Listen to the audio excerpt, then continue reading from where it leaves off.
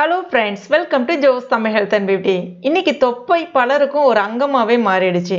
இந்த தொப்பை நமக்கு வர்றதுக்கு மிக முக்கிய காரணம் ஒரே இடத்துல உட்காந்து வேலை செய்யறது, இல்லைன்னா அதிகப்படியான கொழுப்பு நிறைந்த உணவுகளை எடுத்துக்கிறது. தொப்பை தானே இருக்கட்டும் அப்படின்னு நம்ம விட்டுடலாம். ஆனால் அந்த தொப்பை நம்மளுடைய அழகையும் கெடுக்கும். அது மட்டும் இல்லாமல் நம்ம உடல்ல நிறைய விதமான பிரச்சனைகளையும் உருவாக்கும். தொப்பையை ரொம்ப எளிதாக கரைக்கக்கூடிய ஒரு அருமையான இயற்கையான டிப்ஸ் தான் இன்னைக்கு நம்ம இந்த வீடியோவில் பார்க்க போகிறோம்.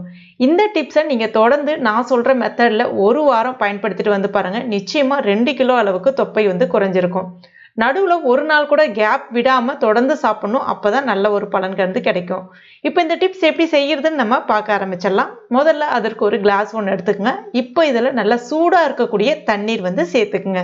அடுத்ததா இதில் நல்ல பழுத்த எலுமிச்சப்பழம், ஒரு பாதி எலுமிச்சப்பழம் ஜூஸ் மட்டும் சேர்த்துக்குங்க.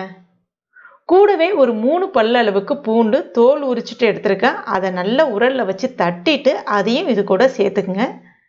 இப்போ இதை ஒரு 10 நிமிஷத்துக்கு அப்படியே வச்சிருங்க. அந்த பூண்டில் இருக்கக்கூடிய அந்த சாறு எல்லாம் அந்த தண்ணியில் நல்லா இறங்கட்டும். இப்போ ஒரு 10 நிமிஷம் ஆயிடுச்சு. தண்ணியும் கொஞ்சம் வெது வெதுப்பா, அதாவது கை பொறுக்கிற சூட்டுக்கு வந்திருக்கும். இப்போ இதில் ஒரு ஸ்பூன் அளவுக்கு தேன் சேர்த்துக்குங்க. இதை நீங்கள் பூண்டோடையும் சேர்த்து சாப்பிட்லாம். இல்லை உங்களுக்கு பூண்டை சேர்த்து சாப்பிட விருப்பம் இல்லை அப்படின்னா அந்த பூண்டை எடுத்து போட்டுட்டு அந்த தண்ணீர் மட்டுமே குடிக்கலாம். எப்போ குடிக்கலான்னு பார்த்தீங்கன்னா, காலையில் வெறும் வயிற்றில் கண்டிப்பாக குடிக்கணும். அந்த மாதிரி குடிக்கிறதுக்கு முன்னாடி ஒரு கிளாஸ் அளவுக்கு நார்மல் தண்ணி குடிச்சிட்டு அதுக்கப்புறமா இதை குடிங்க. அதுக்கப்புறமா நைட்டில் படுக்க போகிறதுக்கு முன்னாடி ஒரு வேளை குடிங்க. ஒரு நாளைக்கு 2 வேளைன்னு சொல்லிட்டு 7 நாள் தொடர்ந்து குடிச்சிட்டு வந்து பாருங்கள். நிச்சயமாக 2 கிலோ அளவுக்கு தொப்பை வந்து குறையும்.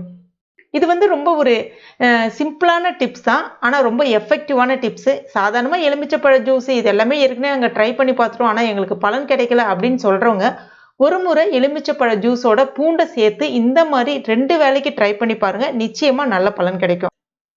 எப்படி இவ்வளோ ஸ்ட்ராங்காக சொல்கிறீங்கன்னு கேட்கலாம். பூண்டு நம்முடைய உடலினுடைய மெட்டாபாலிசத்தை ரொம்ப வேகமாக அதிகரித்து உடலில் தங்கியிருக்கக்கூடிய அந்த கெட்ட கொழுப்புகளை, அதுவும் குறிப்பாக அந்த வயிற்றை சுற்றி இருக்கக்கூடிய கெட்ட கொழுப்புகளை ரொம்ப வேகமாக கரைத்தும் வெளியேற்றும்.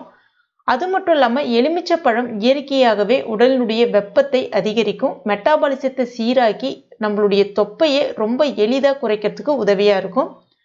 எலுமிச்சப்பழம் நம்ம உடம்புல இருக்கக்கூடிய டாக்ஸின்ஸ், அதாவது நச்சுக்களை முழுமையாக கரைத்து வெளியேற்றும். பூண்டும் எலுமிச்சப்பழமும் சேர்ந்த இந்த சாறு நீங்கள் ரெகுலராக குடிக்கும் பொழுது சில பேருக்கு சாப்பிட்ட உடனே வயிறு உப்புசம் இருக்கும். அதாவது வாயு ஜாஸ்தியாக இருந்தாலும் தொப்பை வந்து வரத்துக்கு நிறைய காரணங்கள் இருக்கு. உங்களுடைய வாயுக்களையும் முழுமையாக கரைத்து வெளியேற்றும். வயிறு சம்பந்தமான அனைத்து பிரச்சனைகளையுமே சரியாக்கி மேல் வயிறு கீழ் வயிறு இருந்தாலும் அந்த தொப்பை முழுவதுமாக கரைந்து வெளியேறிவிடும்.